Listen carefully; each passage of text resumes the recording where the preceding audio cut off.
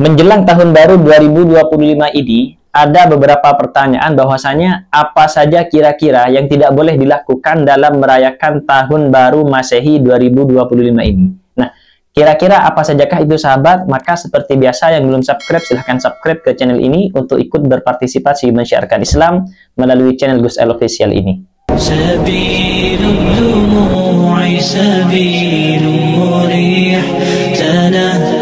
Baik sahabat, sebelumnya kita akan membahas mengenai bagaimana hukum merayakan tahun baru Masehi ini menurut pandangan ulama-ulama Islam sahabat.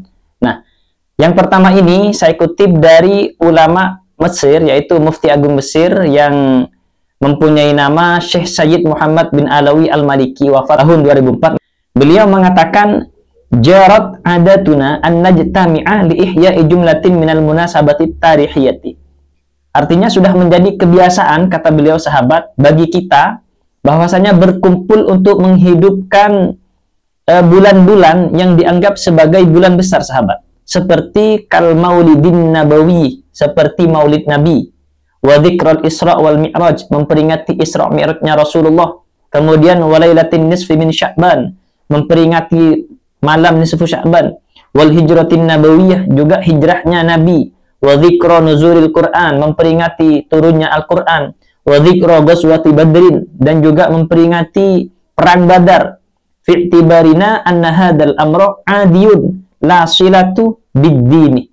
Karena di dalam pandangan kita, menurut Sayyid Muhammad bin Alawi Al-Maliki, ini adalah adiyun, adat sahabat, tradisi, kebiasaan, dan la silata lahu bid-din, tidak ada hubungannya dengan agama. Jadi perayaan bulan-bulan besar atau tahun-tahun besar seperti itu menurut Syekh Muhammad bin Alawi Al-Maliki adalah adat saja sahabat, tradisi, dan tidak ada hubungannya dengan agama. Fala yusofu bi annahu masyru'un. Karena itu tidak ada kaitannya sama sekali dengan syariat-syariat Islam, au sunnatun, atau sunnah-sunnah Nabi.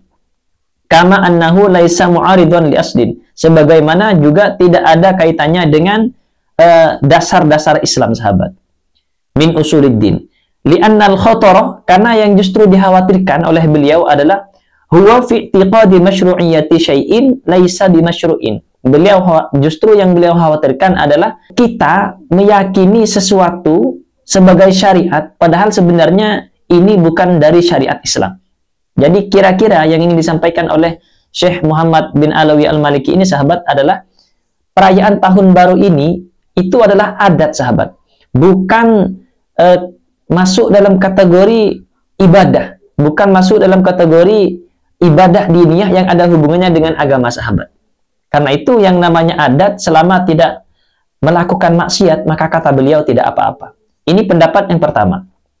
Kemudian yang kedua sahabat, ada pendapat dari Syekh Atiyah Syakr, wafat tahun 2006, dalam kompilasi Fatwa Ulama Al-Azhar. Beliau mengatakan, ini saya sebutkan penggalan yang terakhir sahabat ya.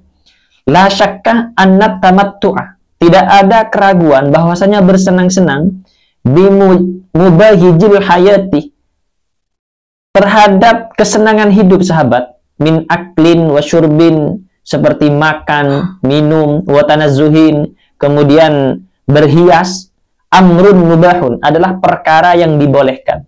Madama fil itaril masyru', selama bersenang-senang tadi dalam artian itu tidak melanggar aturan syariat Islam. Alladzi la yurtakabu fihi maksiyatun, yang di dalamnya tidak ditunggangi dengan kemaksiatan. Wala tuntahaku hurmatun, dan tidak menurunkan kehormatan. Wala yamba'ithu min aqidatin fasidah, dan tidak merusak pada akidah-akidah, terutama akidah Ahlus Sunnah wal Jamaah. Jadi kata Syekh Atiyah ini, perayaan tradisi-tradisi seperti sebagaimana yang disampaikan oleh Syekh Muhammad bin Alawi Al-Maliki tadi itu, maka boleh-boleh saja sahabat kita berkumpul, makan, minum, tidak apa-apa selama tidak ditunggangi dengan kemaksiatan. Nah, kemudian yang jadi persoalan sahabat, kita harus membedakan mana itu tradisi, mana itu maksiat.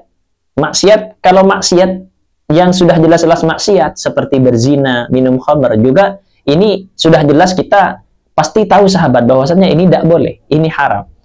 Tapi bagaimana dengan maksiat-maksiat yang sebenarnya ini adalah ritual ibadahnya non-muslim, tapi dikerjakan oleh kita. Sedangkan ada hadis Rasulullah yang mengatakan, man tashabbaha biqaumin fahuwa minhum. Barang siapa yang menyerupai suatu kaum, maka orang yang menyerupai tersebut sama dengan yang diserupai itu, sahabat. Dalam artian kalau kita menggunakan perayaan-perayaan yang sebenarnya ini adalah tradisi atau ibadahnya orang non-muslim yang kemudian kita lakukan, sahabat, maka secara tidak langsung kita telah menjadi seorang yang syirik.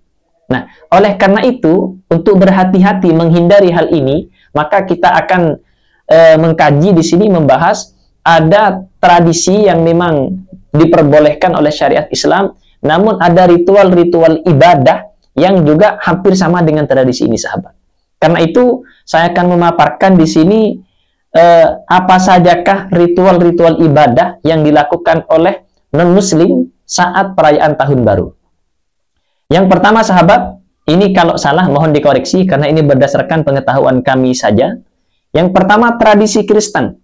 Di tradisi Kristen itu ketika perayaan Tahun Baru ada namanya misa malam Tahun Baru yang perayaannya itu dilakukan di gereja.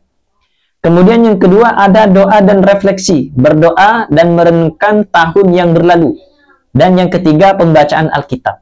Ini tradisi di Kristen. Kalau tradisi di agama Hindu, sahabat, ada yang namanya puja Tahun Baru atau Gudi Padwa, ritual keagamaan di kuil. Yang kedua, pembersihan dan dekorasi, membersihkan rumah dan menghias dengan bunga dan lampu, sahabat. Maksudnya bunga dan lampu tersebut yang melambangkan agama dari agama Hindu tersebut. Kemudian yang ketiga, pembacaan Weda, membaca kitab suci Weda, dan lain sebagainya. Ini di Hindu, sahabat. Kemudian di Buddha, yaitu meditasi dan refleksi. Yang kedua, pembacaan sutra, membaca kitab suci Buddha maksudnya. Dan yang ketiga, ritual puja, melakukan ritual puja di kuil, dan lain sebagainya. Nah, yang keempat adalah tradisi Yahudi, sahabat. Ini yang perlu diperhatikan. Di tradisi Yahudi, dalam ritual ibadahnya, itu ada yang namanya shofar atau blowing. Atau kalau di kita, yaitu meniup shofar atau trompet untuk membangkitkan kesadaran. Nah, hati-hati. Jadi meniup trompet adalah salah satu bagian dari ritual ibadah orang Yahudi. Karena itu, bagi kita umat Islam, lebih baik tidak melakukan yang namanya tiup trompet saat perayaan Tahun Baru. Kenapa? Karena ini masuk dalam ritual peribadatan orang-orang Yahudi, sahabat. Jadi, hati-hati dengan satu kegiatan ini, sahabat. Kemudian pembacaan Torah, membaca kitab Torah, doa dan berkat, berdoa dan menerima berkat, maksudnya dalam tradisi Yahudi.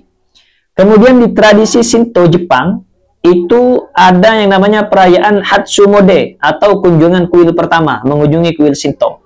Yang kedua, pembacaan Norito. Dan yang ketiga, ritual purifikasi, melakukan ritual purifikasi. Entah bentuknya seperti apa, cuman yang saya temukan dari beberapa ritual peribadatan orang-orang non-muslim ini, sahabat ya, maka yang hampir sama, yang sering dilakukan oleh kita adalah meniup trompet, sahabat. Jadi hati-hati, kalau kita mau beritihad, lebih hati-hati, lebih baik tidak meniup trompet di saat merayakan malam Tahun Baru Masehi, sahabat.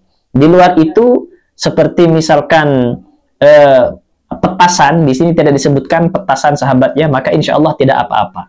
Karena petasan tidak masuk dalam kategori ritual peribadatan orang-orang non-muslim. Jadi, untuk lebih detailnya, mungkin kita bisa belajar sendiri mana itu ritual peribadatan non-muslim, mana yang tradisi yang memang diperbolehkan oleh syariat Islam. Silahkan dipelajari lebih lanjut, sahabat. Yang pasti di sini kita telah mengetahui dasar-dasarnya bahwasanya merayakan Tahun Baru hukumnya adalah mubah. Sesuai dengan fatwa dari Sayyid Muhammad bin Alwi Al-Maliki, juga Syekh Atiyah Syakir, sahabat, yaitu mufti Mesir tadi. Yang terpenting tidak melanggar aturan syariah Islam. Baik syariat berupa maksiat atau larangan yang kita menyerupai tradisi-tradisi non-muslim, sahabat. Mudah-mudahan sharing ini bermanfaat, dan kalau ada pengetahuan yang lebih detail lagi mengenai tradisi-tradisi non-muslim di luar agama kita, sahabat, silahkan sharing di kolom komentar, biar lebih banyak lagi yang teredukasi mengenai perayaan malam tahun baru ini sahabat. Mengingat sebentar lagi insya Allah kita semua akan merayakan malam tahun baru. Dan lebih baik kita isi malam tahun baru ini dengan zikir bersama, dengan pembacaan sholawat, dan lain sebagainya. Semoga sharing ini bermanfaat. Saya akhiri. Wassalamualaikum warahmatullahi wabarakatuh.